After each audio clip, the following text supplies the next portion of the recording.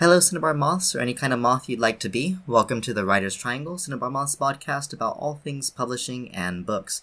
Today we are here with Joe Haward, the winner of the 2021 Cinnabar Moth Collection's prize for short storytelling. Joe, congratulations on your win. How are you feeling? How are you doing?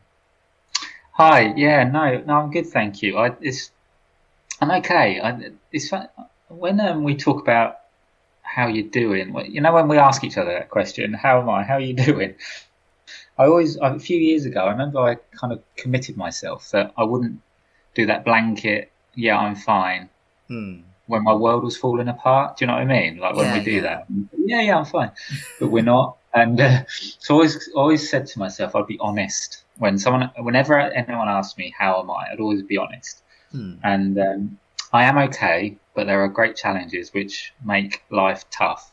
Do you know what I mean? So that's Yeah. how I am. If that's Okay. not, So you're getting by, but there's still stuff that you're working through and and overcoming right now. yeah, absolutely. Yeah, there's things that where I sort of at the moment where I feel that sort of sense of weight, um, each day, and you're trying to work out in your head how to manage those challenges really, and those emotionally those difficulties where you're looking at people that you love and there's a struggle and you're trying to help them and you don't know how to, Mm. um, and it can be feel like quite a burden at times really, in the sense that you want to be able to do your very best and help people through difficulty, but you're not sure how best to do that.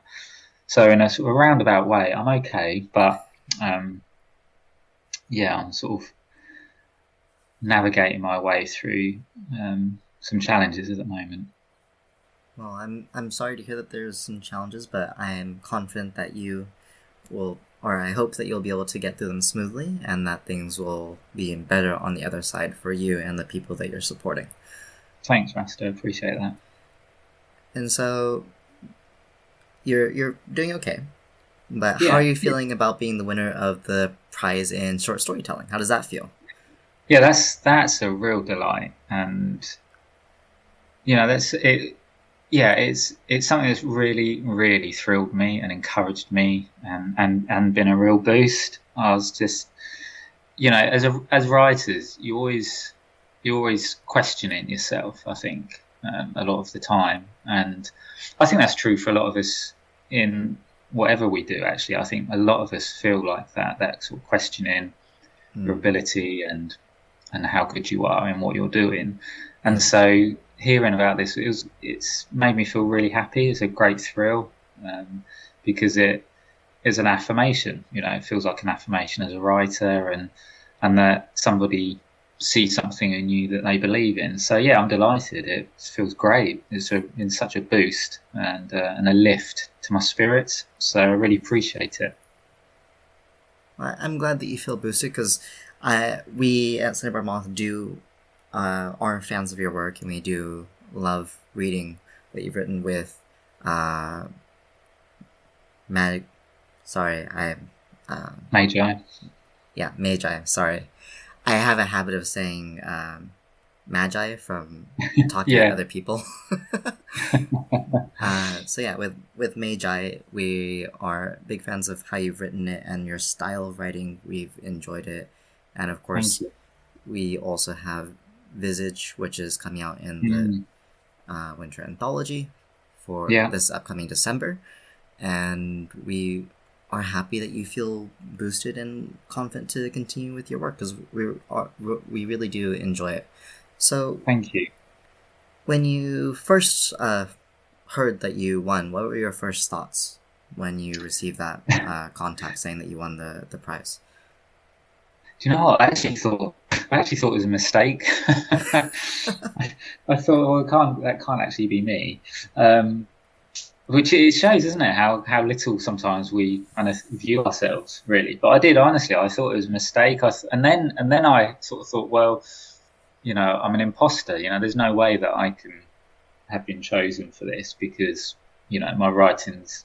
You look at other people and we compare ourselves, which we shouldn't do. And I'm getting better at that, but there's times where I still do it, and I just thought, oh, it's a mistake. Mm. And then, as kind of it dawned that it wasn't a mistake, that Cinnabar had actually chosen me. That sense of, it's a mistake, to delight and thankfulness, because it is, like I said, it's a real boost and a thrill to be chosen for this. It really is. It's been such a lift for me. So thank you.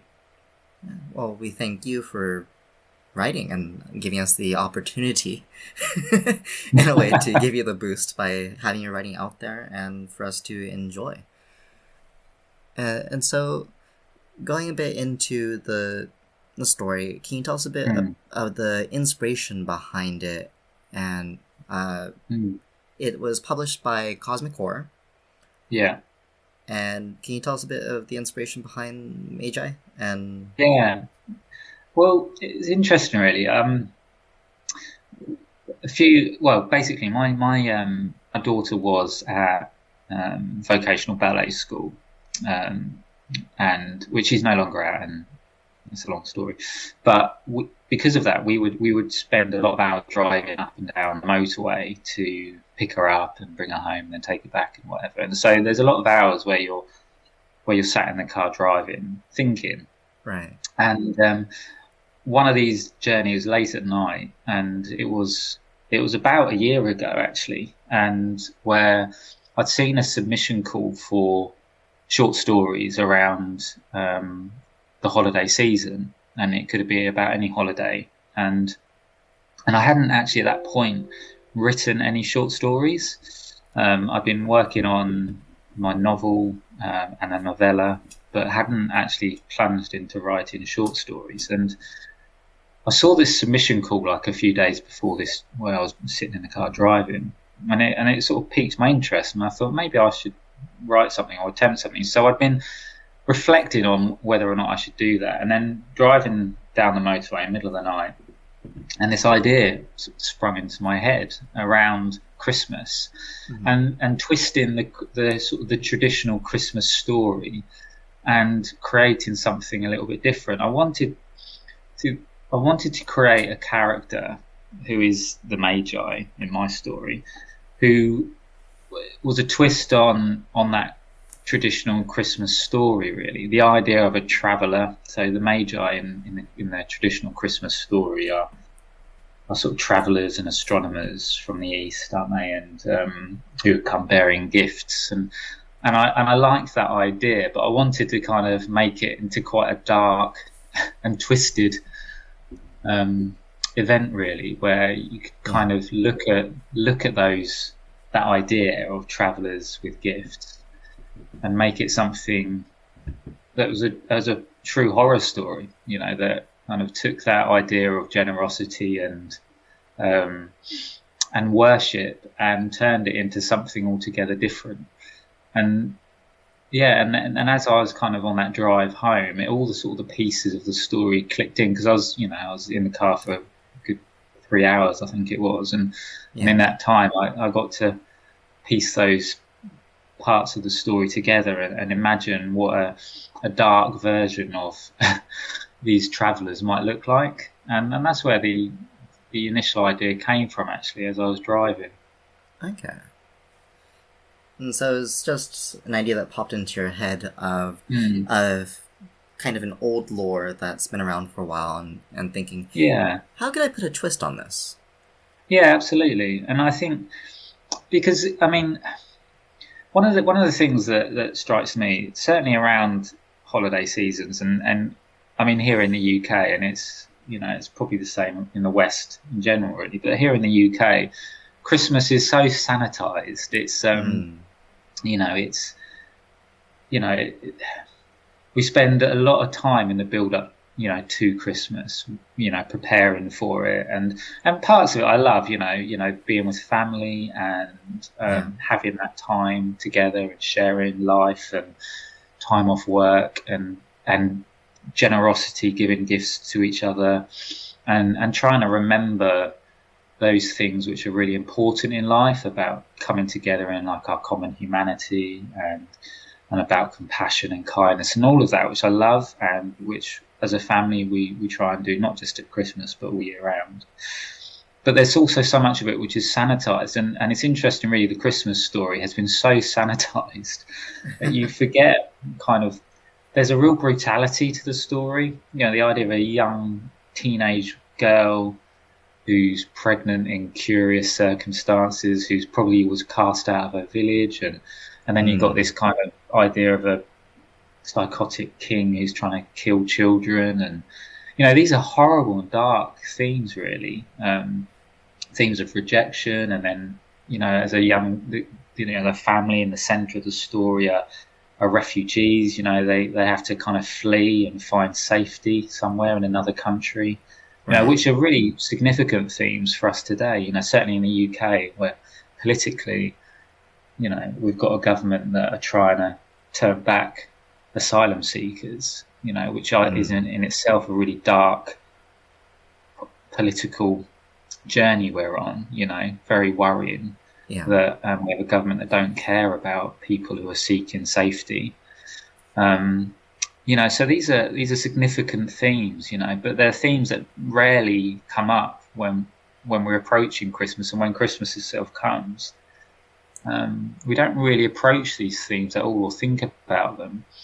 And as writers, fiction writers, we get an opportunity to say something that perhaps is not normally said, and to imagine worlds and stories and themes that we can bring into the light, as it were. And in some ways, the Magi is just a story about a twisted and hopefully interesting villain. But also there's themes and tones underneath it that talk about oppression and about what it's like to live as a person of colour. These are themes that kind of are there and present within the story. In a way subtly, but also kind of in your face as well. And I think it's important in a world that sanitizes stuff, as writers, to bring this stuff into the light and to hold people's faces and eyes open to it and say, look, this is happening, this is going on, and we need you to be aware of it so that things can change. Does that make sense? Yeah, I think if I were to try and express my understanding, would be you see it as an opportunity to bring to focus and to kind of shine a light onto concepts and themes that exist in real life, but put them into a different framework. Because absolutely, in real life, there, as far as I'm aware at least, there is no Magi going around doing any of the things that happen in the story. And no, absolutely. I'm not going to say exactly what happens because I don't want to spoil it for anybody. Read it and enjoy it for yourself, all our lovely listeners. It's a wonderful story. Dark, but well done. It's dark, yeah. It's funny, actually. People sometimes, like my wife doesn't like horror at all. Like, really? she can't bear it. Like anything slightly dark or horror focused, she really can't stand it. It frightens her and it unsettles her, and she anything she watches has to be sort of light and breezy and without kind of dark themes. So I can't even when I've got these ideas and I'm writing them down and I'd like to kind of rebound them off someone, I can't really do that. I can't do it with her because it freaks her out, it unsettles her, and that's the last thing I want to do. But my daughter, my eldest daughter, Grace, she loves dark stories and horror, and as writes for you, and she's got a couple of things being published with you, and so I have got someone in the house that I can float these ideas with, which is really, really good. But people sometimes can't believe that I write horror, because of my job and the things that I do. They're always a bit surprised that I'm a horror writer and how dark it gets. My stuff does get pretty dark at times. Yeah. So you mentioned that you're a horror writer. Would you say that you're for short stories, or just in general, that horror is your favorite genre? Yeah, I would. I think I do write other themes. I mean, the novel that I'm writing with you. The first novel that I'm writing with you is actually a noir novel. It's a mystery noir sort of crime. It's not actually a horror novel. Yeah. But my go-to definitely is horror. I think in part because I find it such a flexible genre with so many avenues that you can walk down with it.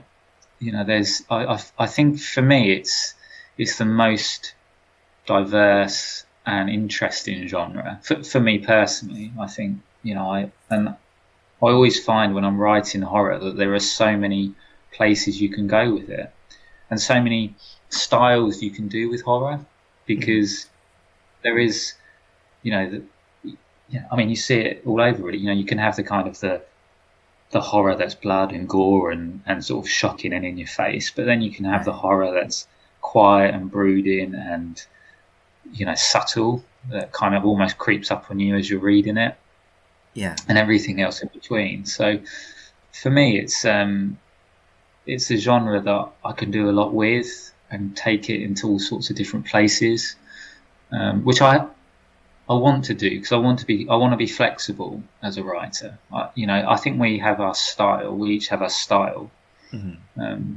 But I'd like to be flexible. I'd like to be able to write in a variety of ways and surprise people, who perhaps, over time, hopefully people will get used to my work and see it more often.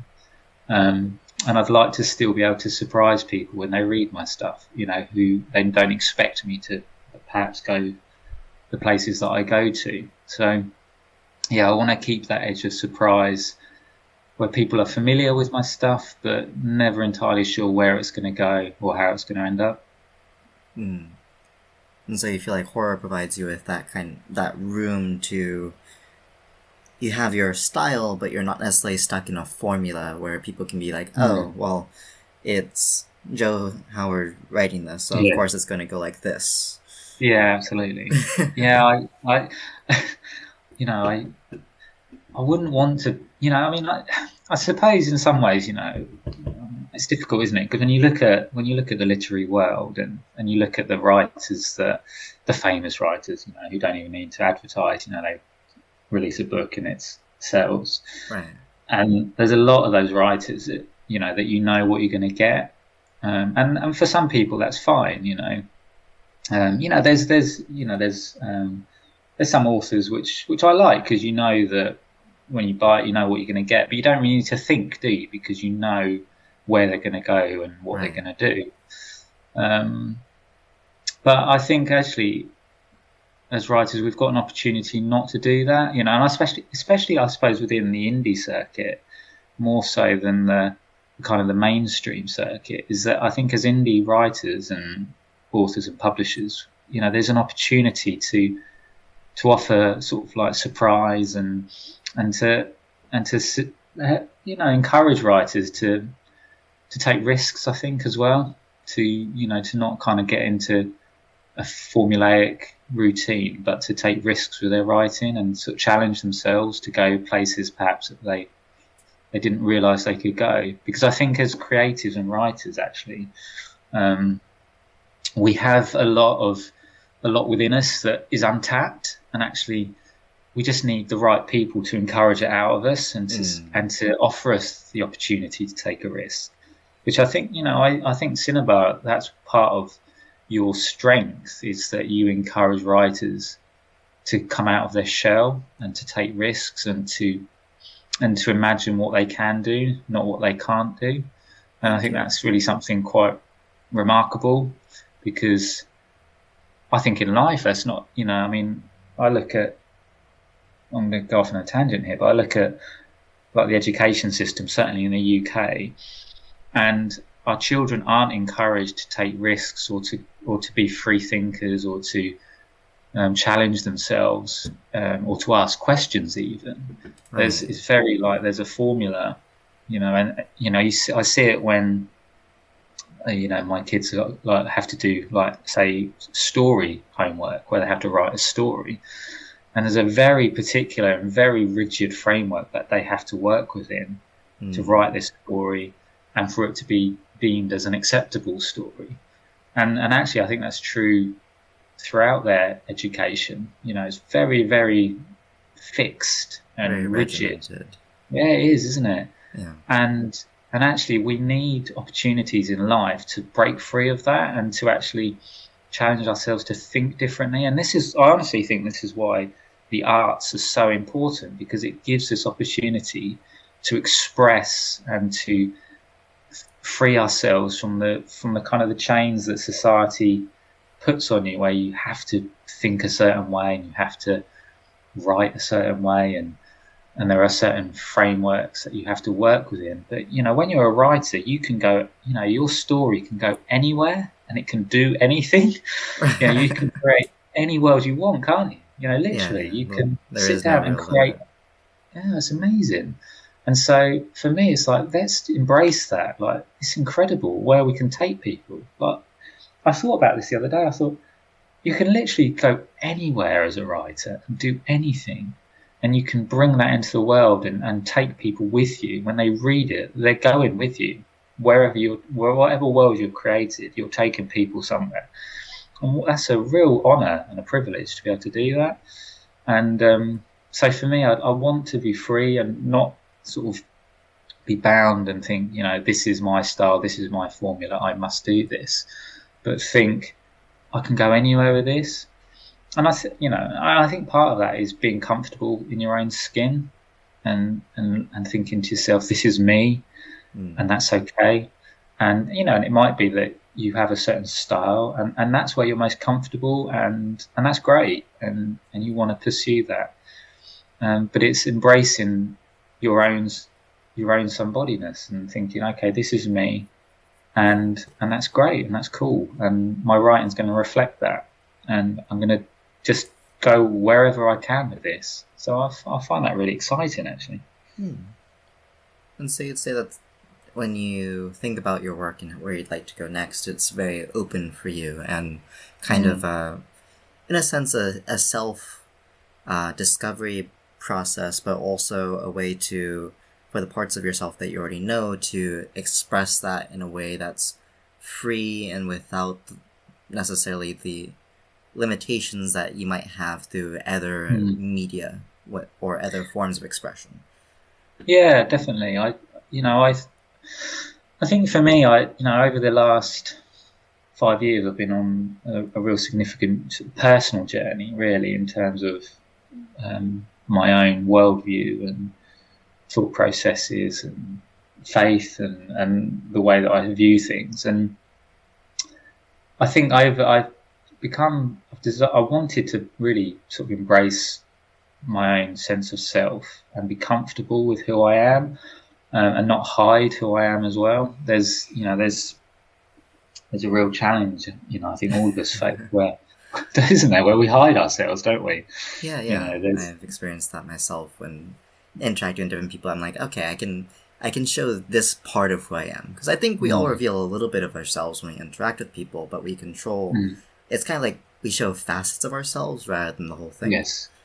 Yeah, absolutely, completely agree. I think there's part of that's a protection thing, isn't it? Where we want to kind of guard our hearts a little bit, and recognise that not every personal situation warrants or is safe for us to kind of completely open up as to who we are. But then, part of my sort of job really over the last 15 years, I sort of realised that it was about kind of hiding who I was, because if I really told people what I actually thought, I'd lose my job for a start. That would be uncomfortable. No, exactly. And that people would not necessarily, there's, what do I say really? What I've found over the years is that people are willing to sacrifice relationships on the altar of belief and ideology, and I find that really sad. I find it really sad that you can be in a relationship with someone, and when they find out what you actually believe about something, then they don't want to talk to you anymore.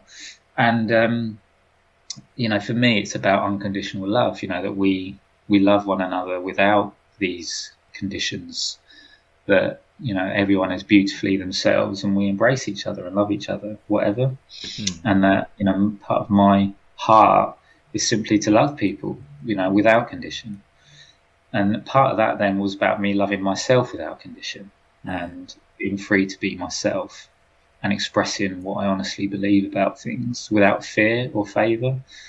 And actually my writing is an expression of that, of me saying this is who I am. And yeah, obviously, you know, the worlds that I create and the people I create aren't me, in the sense that, like, the Magi isn't me, right. And when you know, people, which is a relief, isn't it? But that I'm free to be able to create those characters without fear, you know, and that, you know, I'm not going to hide the creative juices that I have and let them flow and say, look, this is me, and this is what I write, this is the stories that I create, the worlds that I create, and I'm not going to hide that. And so part of, really honestly, part of my whole sort of writing and becoming an author journey is about me simply embracing my own somebodyness and being comfortable in my own skin and my own craft, and running with that and saying, you know, people either like it or they won't, and that's okay, isn't it? You know, not everyone's going to like my writing, not everyone's going to enjoy it, and that's okay. You know, that really is okay. Yeah. And so you're okay with people not necessarily enjoying it, right? But I do think from what you've expressed that you do have certain goals or themes that you want to express to people that read your work. You mentioned before that you believe that authors shine a light on things, or have the opportunity to at least shine light on different aspects of society or concepts, ideologies, and such. And so what would you say that you hope people get out of your work if they were to read your writing and get something from it? Do you have any things in mind that you would want people to kind of take away? I think that I think it's like that they would think a little bit more deeply about the world around them. There is, you know, it's funny really. There's a kind of duality that goes on in the world, isn't there? There's a shallowness to the world, definitely, you know, and in part that's fine, you know, there's nothing necessarily wrong with that, you know. I mean, I like funny videos of kittens as much as anyone else. But there's also that shallowness also serves as a distraction to kind of deeper things, you know, where, you know, it's kind of like we're being encouraged to look over there while behind our backs something else is going on that we should be really aware of. You know, I mean, you know, another part of my writing is as an opinion piece journalist, where I shine light on things that are going on in the world politically and culturally, where I expose and bring attention to, say, political corruption or oppression or people suffering, you know. And I feel that's a really big part of my, you know, my role as a writer is to say, look, this is what's happening in the world, and don't turn away from it. So I think part of my hope as a writer, in both my fiction and my kind of non-fiction work, is to say to people, look, you know, this is happening, and, you know, what are we going to do about it? Are we going to think about it? Are we going to challenge it? Are we going to think about ways in which we can respond to it, or are we just going to ignore it and look at the kitten video and pretend that this other stuff's not happening? So you know, in all my writing, I hope that people sort of sit back and go, okay, yeah, I haven't thought about that. What am I going to do about that? How am I going to think about that? It's kind of like peeling back the skin a little bit and looking underneath and saying, what's going on here? So I hope my writing does that for people. Obviously, also, I want people just to enjoy it and be entertained and go away thinking that was a good story. I obviously want people to think that. I'm not trying to put people through the ringer every time that I write, you know, where they're constantly questioning, you know, existence or anything. But I want people to enjoy it, but I do also want that to be an element of people thinking more deeply about the world in which they live and asking questions about it. Okay, so you're writing style is very much about this unraveling of things and Mm. this breaking things apart for people to see. Yes. And I think that's a wonderful goal of having people, of giving people the opportunity to make a decision about how they want to interact with information they might not have otherwise had if the light Yeah. hadn't been shown on these issues or these concepts that they are now exposed to. Mm. And so I think so, and I mean, I hope I never come across as like preachy or anything like that either. You know, I don't want to be like that. I just want to kind of offer perspective, you know, and and hope that people enjoy what I do. You know, I want people to enjoy it, you know, and have fun when they read it. Well, you certainly have been having fun reading your work so far with Visage, with Magi. It's been really wonderful working with you, and Thank you. and experiencing your writing style. I've personally found your work with your development of these characters to kind of create the shape of what they are and who they are to be really enjoyable on a personal level, especially Thank you. with the way that you characterize the Magi. It's instantly is something clearly powerful, but what that power is still mysterious enough to draw me in and be like, what's going on here? And I really enjoyed that about the story. So I wanted to share my own enjoyment of the story a little bit with you, and also maybe give a little bit of a teaser to the listeners. If you want to know what I'm talking about, you have to read the story. Thank you. I appreciate that. I do. I appreciate that encouragement. That's good. That's great. And so I wanted to ask you, when it comes to your writing and your process, do you have any person or anything that inspires your writing in particular? Well, I mean, in part, it's probably like us all is my own story. So, you know, I'm an identical twin. So, you know, unfortunately, there are two of us in the world. And again, Tom, you know, obviously Tom is signed with Cinnabar as well, which is amazing. But yeah, me and Tom's identical twins. We were adopted as babies. So our birth mother is Indian, and our birth family hail from the Punjab region in India and Assam in northeast India as well. So there's a kind of, and being adopted, you know, being put up for adoption, and then growing up in, you know, like a white community, a fishing community, which again, part of my story, I was an oyster fisherman. All those things and everything about your own story impacts the way that you write. It does, you know, there's no getting away from that, and I wouldn't want to, you know. So in part it's my story, my own sort of story inspires my writing. The people that I love, like my wife and my children, they do too. But I get a lot of inspiration in my writing from ancient writers, people that are long gone, that have left their work in the world. So I read a lot of kind of writers in the first kind of 5 centuries AD. People who wrote like theology and philosophy and works on like what it means to be human and things like that. And I find their writing style fascinating and inspiring. There's things that they say which aren't said anymore, which are kind of lost. And so really, like over the last, I don't know, 4 or 5 years, I've read a lot of these ancient writers and then tried to incorporate something of their ideas, and even quoting them in certain things that I write, to try and bring their work back into the world. You know, I'm not the only person doing that. There's lots of people doing it. And I can't say I do it particularly very well, but I just get inspired by the things that they wrote, and the way they use language, which changes, you know. And also a lot of these writers, you know, they're writing in Greek, and then that's translated into English, so you often lose something of the style in that, but you can still get an idea. So I'm really inspired by people who have written over the centuries, really. Their voices still echoing out to us today.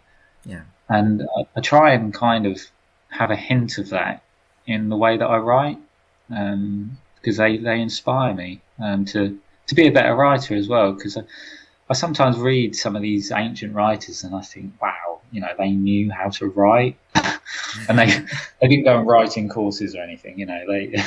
Right. They just had a way of using language, and the language of the world around them, and putting it down. And so, yeah, I get really inspired by these ancient people. Okay.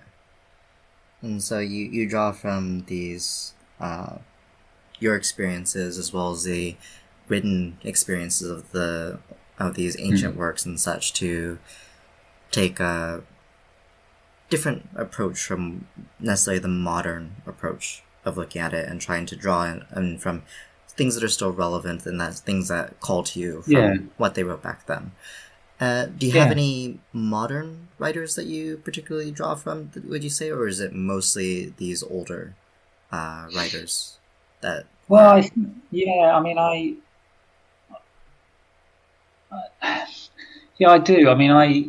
to be honest with you, like, I get inspired by all the people that I connect with on Twitter, like all the writers on there. There's so many great writers who, I'm sort of reading their poetry and their short stories, and and even just their Twitter threads, where they're writing a story on Twitter, which Cinnabar are brilliant at doing. Christopher does so well when a prompt that then people start writing little short tweet stories, which are brilliant. And actually, like when I read their work, they are inspiring because there's so many great writers doing such great things, and they're not, so many of us aren't. We're not well known, are we? In the grand scheme of things, and our work isn't as out there as perhaps many of us would like it to be. Right. But it's there, and it's getting out there, and for me, personally, I love it. I love hearing all these different writers reading their stuff, and they're all inspiring. There's too many to name, in one go, because there's so many. And what a privilege that is to be able to read these people. You look at just at the author page for Cinnabar, and all these amazing writers who are doing great stuff, and are writing great stuff, and all in their own unique way and style. And we just need to celebrate all these people because they're wonderful and they're writing great things. Yeah. So I certainly get my inspiration from them. I think for me is like I'm trying to get. I feel like as a writer, I'm ever more comfortable in my own skin, and I'm not trying to imitate. Well, I don't think I am. I'm not trying to imitate anybody, but just be encouraged by other writers to keep going and recognise that their gift and their craft is an inspiration to me to keep going with my gift and my craft. So. Yeah, for me, it's that community that is being built, on social media. With an example of when social media can be a force for real good, actually. Yeah, I do agree with you that the writing community on Twitter tends to be on the very positive and supportive side and very encouraging. And I think that's wonderful to help promote people's creativity to come to light, because there are probably many authors over the years who, if they just had a little bit of encouragement, or potential authors, I should say, where if they had a little bit of encouragement where they could have produced works that would have been amazing and wonderful and beautiful, but they didn't receive that, they didn't have the opportunity to have that push through different circumstances, and so they never saw the light of day, those potential creative works.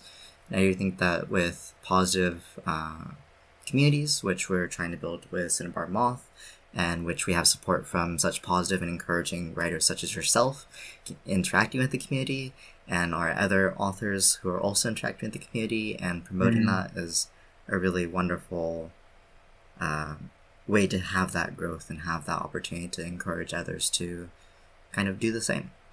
Yeah, absolutely. So I have to ask you, if you had to choose one, I know you mentioned that there's so many different writers that it would be hard to really list them all off, but if you had to choose one to Mm, kind of say, hey, everybody, check out this person, do you have someone yeah. that you could pick out that you'd want to, provide that little spotlight for?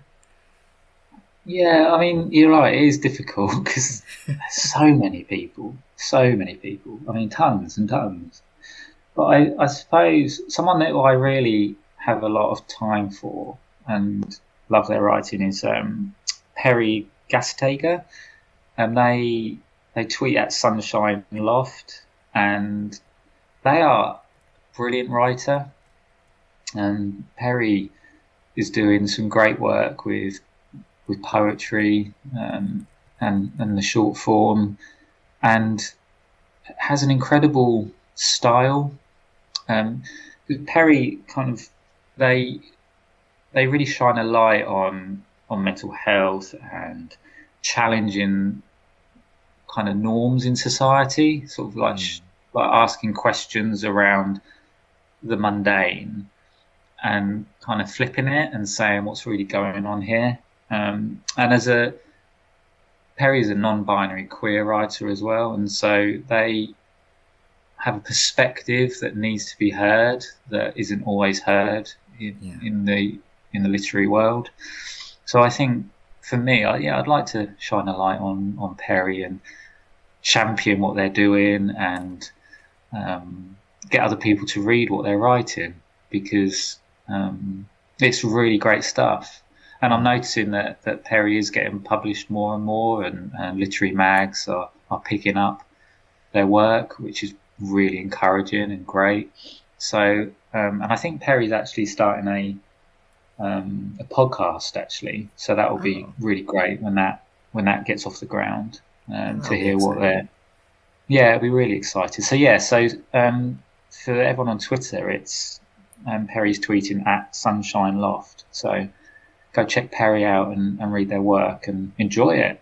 Really enjoy it. Hmm. You'll love it. Well, thank you for talking with me today, Joe, and being on the Writer's Triangle. And congratulations on being the winner for the Cinnabar Moth Literary Collection's prize for short storytelling. Uh, can you tell us where to find Thank you you. on social media? Yeah, so my Twitter account is at Rev Joe Howard. So that's HAWARD because it's spelled funny. Um, and yeah, that's my social media. I am working on my own website, which will be when it's out, will be joehoward.co.uk. But that's not quite ready yet. But when that's ready, that's where I'll be online. So it'll be there, and on Twitter, which you can find me, which is where I'm active on social media. Okay, thank you very much. And for all of our listeners, please be sure to visit cinnabarmoth.com or cinnabarliterarycollections.com and check out the transcripts. And we'll also have all of the social media links for both Joe Hayward as well as for Perry. And thank you all for listening. Joe, thank you for coming on and talking with me today. It's been lovely having you. Thank you. It's been great to chat, Rasta. It's been really good. And to all of our listeners, we hope you have a wonderful whatever time of day it is. And bye bye.